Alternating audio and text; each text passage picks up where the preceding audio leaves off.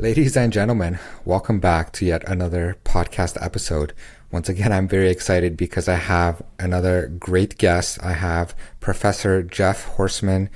I've been in contact with Geoff and we've worked together, and I really enjoy talking to him, and he's got some great insights. He's been passionate about the education system here in Ontario and in Canada, of course, but mostly active over here in the Waterloo region. Geoff is also a writer on the new EMPOWR Substack. So EMPOWERed stands for Educating Minds, Parents of Waterloo Region.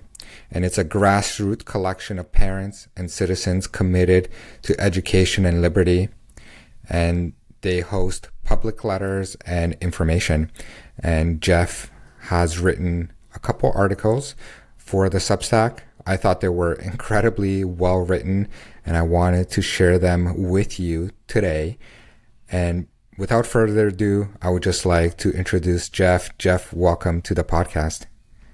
Thank you very much, David, for having me.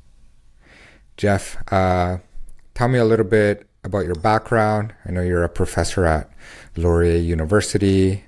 What do you teach over there, and how did you get so passionate about the education system and what's happening?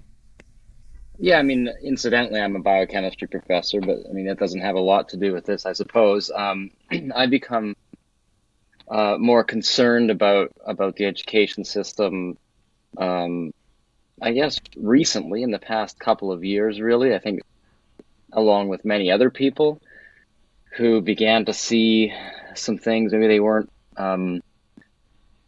so comfortable with in the past couple of years. And this is a whole range of issues. I guess they would largely be clustered under what we might call the woke umbrella, right? These ideas of social justice that really split people into oppressor and oppressed classes. And I think it really leads to a lot of all sorts of problems.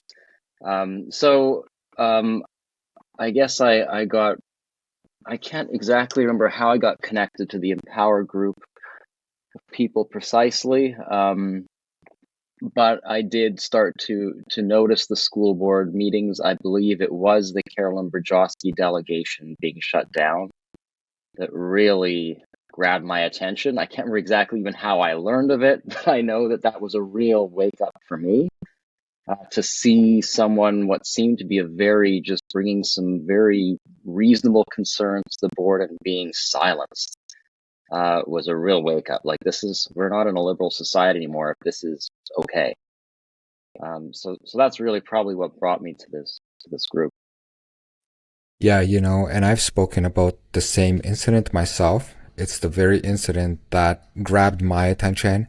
Of course, when I saw this post on social media saying that they removed the video because they don't want to cause harm. And of course, immediately I had to see what kind of video I wonder if that's what removed. I saw too, if it was on social media. I can't remember. Do you know who posted it? When I saw it was on Instagram, so I think it was whoever's posting, who's ever managing the account for the Waterloo District School Board. Oh, wow. Yeah, so thought it was pretty interesting.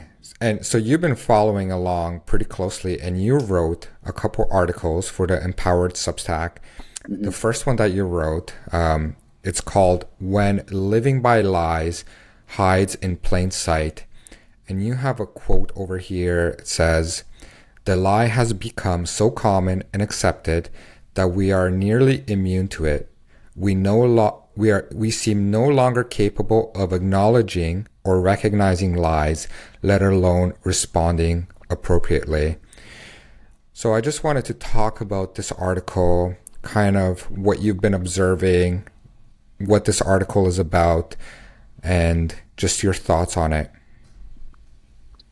Yeah, this article really struck me, or this concept struck me a while ago, because this stems back to a board meeting. So this is maybe 6 months after the Brajowski delegation. We're talking May, June of 2022. when I started to tune into these things. And Trustee Cindy Watson introduced a motion to get some clarification on where certain social justice ideas were being taught at school. So she asked for clarification from staff, for a report to be presented from staff detailing where things like critical race theory, concepts like white privilege, I mean, really quite a racist idea, if not inflammatory, right? So where were these being taught in schools? Very reasonable, quite, as I mentioned in the piece, a fairly dry bureaucratic motion, but asking for this information. And this was, I believe, May 30th of 2022, this motion was introduced. And June 22nd or 20th of 2022, less than 3 weeks later, I believe, was a follow-up meeting where it was going to be debated and voted on. And a series of delegations spoke against this. They had experts in saying it's only taught in one course, and so on. But what really struck me was Director Chanika's tearful presentation, where he really laid on this emotional disquisition of how, since this motion was presented 2 or 3 weeks prior, there had been an increase in hate and racism. He said that community members had come forth concerned about his own physical safety. He said, oddly, he brought 2S LGBTQI plus kids into it. That somehow they were threatening suicide now because of a critical race theory motion. And I mean, all of this is to say that I just found this completely unbelievable, right? I mean, no evidence was presented, but what he did say was that the police had been involved as a result of this several times since this motion was presented. He mentioned supporters of the motion intimidating people and threatening principals, etc., etc.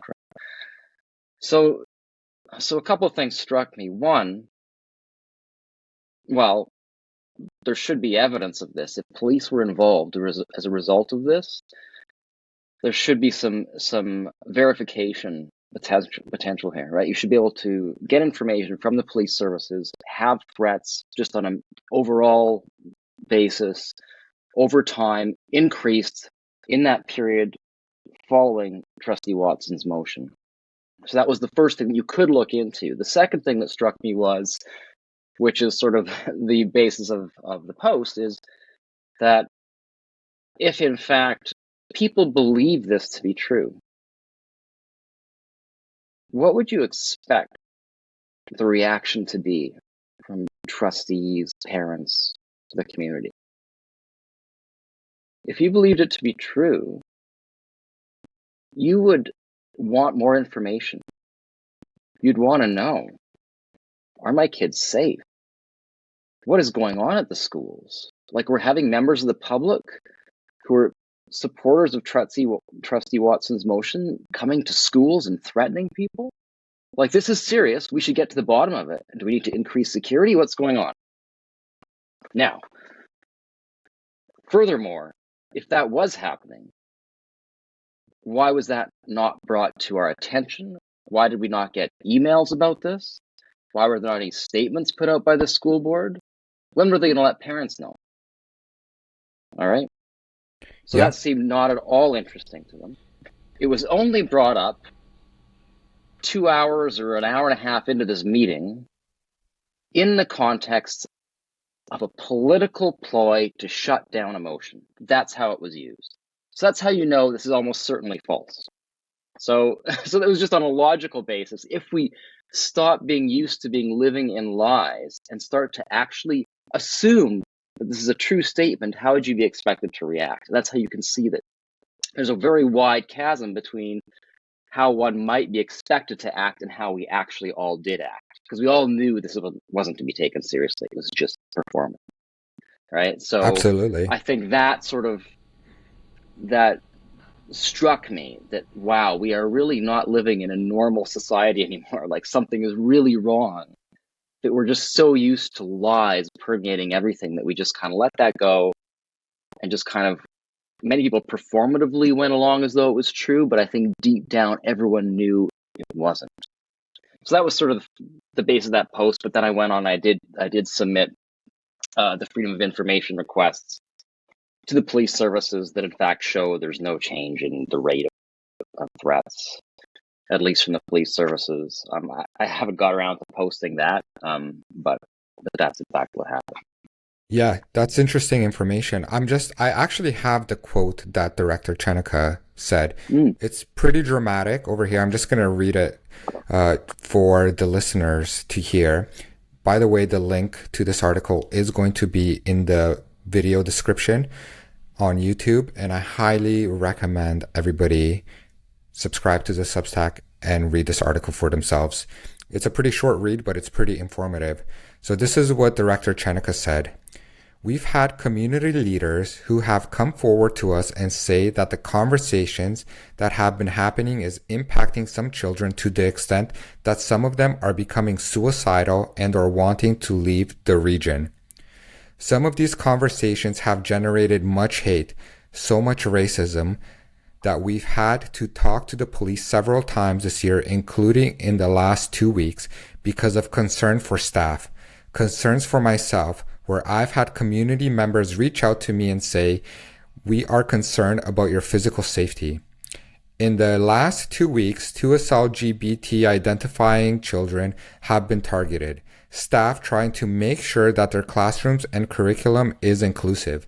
Principals trying to make sure those kids are safe and being targeted by supporters of this motion. They're being called pedophiles. They're being called groomers. They're being put forward as causing harm to children. I'm not saying they are connected to the motion directly, but what I'm saying is since that has come forward, there has been the context of navigating that we have to deal with. And that right now is the impact. The way that the conversations are happening are putting many at risk.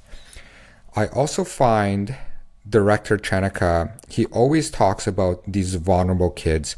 And this is not the first time that he mentioned suicide rates. He's also talking about depression and anxiety, and of course, rising suicide rates in certain groups, specifically the LGBTQ groups.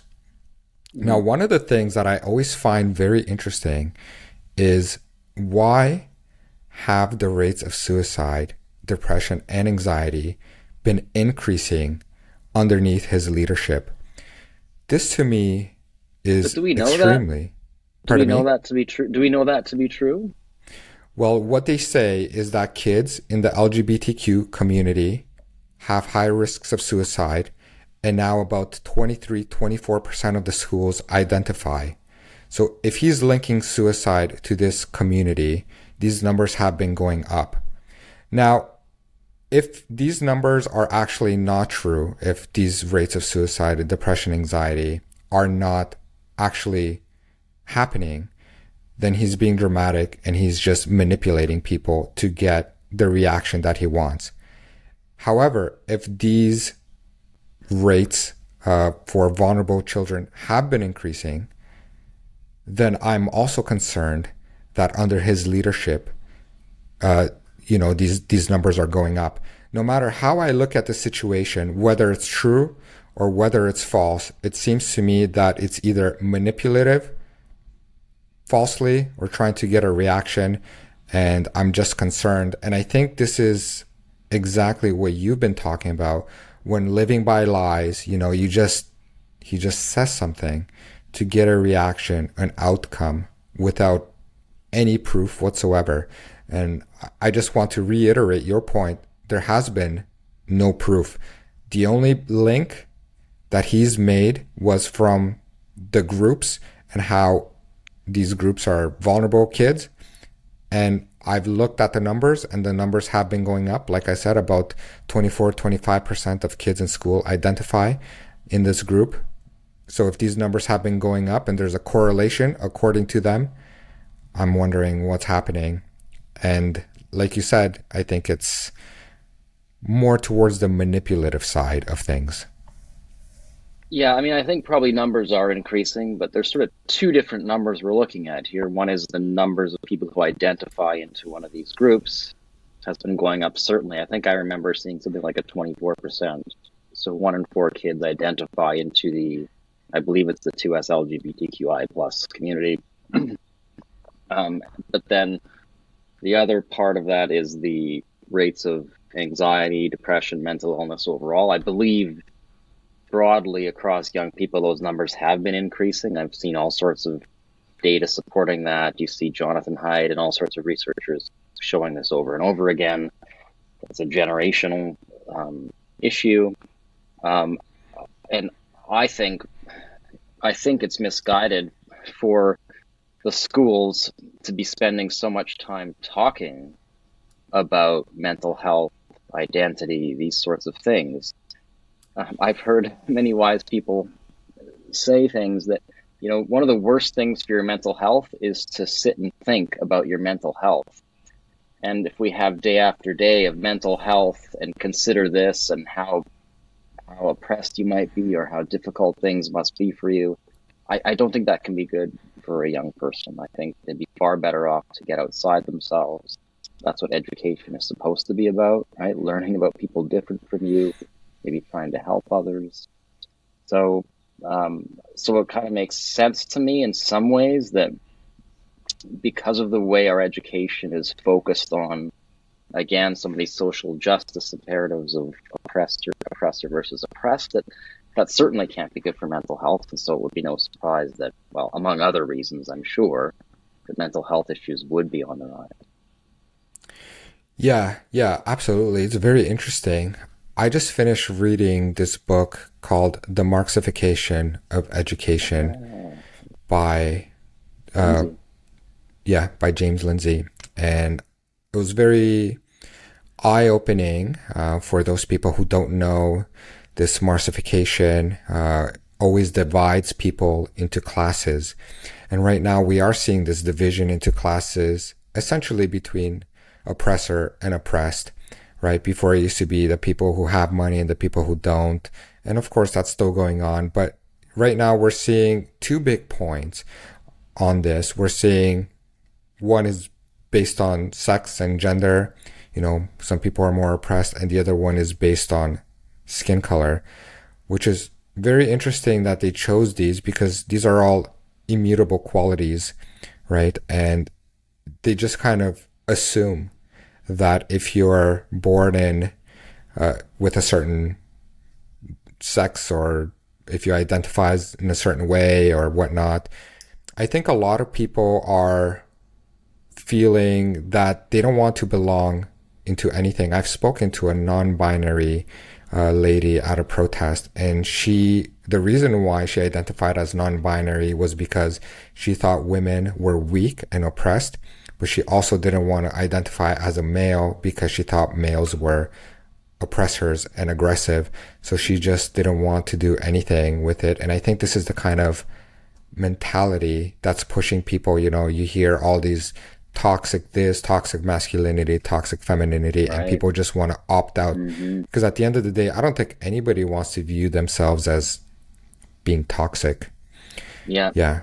And I think that's one of the explanations behind the rise. If 24% of students are identifying into this 2S LGBTQI plus community, a lot of that, I mean, certainly I've been to some of these protests, and it's remarkable how the protesters, the counter protesters, are almost all young white girls. And I can't help but think part of that may be seeking some acceptance as part of an oppressed community, right? You have to identify into some of these oppressed communities to sort of reject your oppressor status, right? Get some of that intersectional pie to sort of cover yourself a little bit. Um, that seems to me at least one explanation of what's happening. Yeah. So in this article, Living by Lies and How It's Hiding in Plain Sight, what do you think the impact of living this way has on our education system and on the students and teachers as well? Oh. It's terrible. So, um, and this isn't my, this sort of idea of the lie is not my unique insight. This is one I've heard. I think Jordan Peterson probably expresses this best, talking about how totalitarian societies arise, and it's not overnight by some dictator. That's not how it happens. Is that people start telling little lies, and then everyone has to get on board with those little lies, and then everyone starts lying more and more and more, and it just gets out of control, right? And I think this is those early stages of that process that's happening, right? Where now you have people scared to say that there are two sexes, right? Which just becomes really weird territory now. And I think there's that Voltaire quote, you get people to believe absurdities and they can commit atrocities. I think there's something to that where Yeah. you start to have people just completely have a deranged worldview where they're compelled to say things that either they can't possibly believe or they're just so scared they want to signal that they're on the right side. I don't quite understand. Or maybe they've rationalized themselves into feeling that they're a good person, a moral person, because they've taken on this new progressive idea. I don't know, but yeah, I mean, it's got to be just, I've never experienced a totalitarian country, so I don't know what it would be really like. But I know you grew up in perhaps the end of the Soviet Union. I don't know. You probably have some sense of that more than I do, perhaps. Yeah, absolutely. I grew up in Romania. I was born in '89. That's when communism fell. I don't want to say it fell because I was born and suddenly it collapsed. But I would recommend if anybody wants to learn a little bit more about socialism and the impacts that it has on a society, the book that I would recommend is called The Gulag Archipelago by Alexander Scholzwitzen. I recommend the abridged version as well. I mean, it's if you want to more information, there's 3 series, but the abridged version is more than enough to give people an idea on how authoritarian leadership starts acting, how they have censorship, how they abuse it's their own citizens, how they try to keep people in line with all of these lies. And it's really eye-opening that you really, there's no depth to the darkness that humanity is willing to go. And I'm seeing the same thing right now in the education system. When we have ideas that are encouraging minors to transition, they start this process at school and they involve other organizations as well, or allowing boys to go in girls' change rooms and washrooms. When we allow this kind of behavior to happen, when we allow explicit books in the libraries and we're okay with that kind of stuff and having sexual conversations with minors, this kind of stuff, when I was in school, it certainly was not acceptable. It would land you in jail. And I would even say in a workplace, if you have this conversation, it would probably be considered sexual harassment, to show people these kinds of books Yeah. in a workplace environment or photos or have these discussions or these inquiries and solicit people on their sexuality. But I guess when we're in school and we believe these lies and we've gotten to this point where we're doing this to kids, I think that we have a problem.